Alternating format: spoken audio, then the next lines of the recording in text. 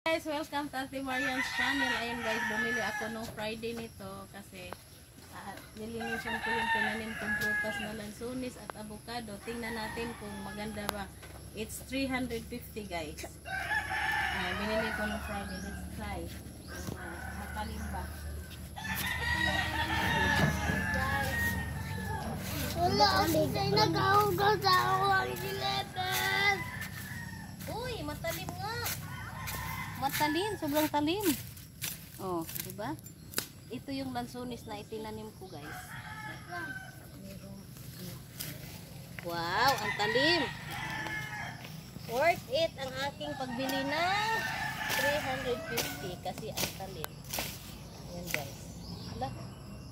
Oh, avocado, I'm sorry. Hindi ko napansin, guys. Naputol ko yung guyabano. Sorry, sobrang talim.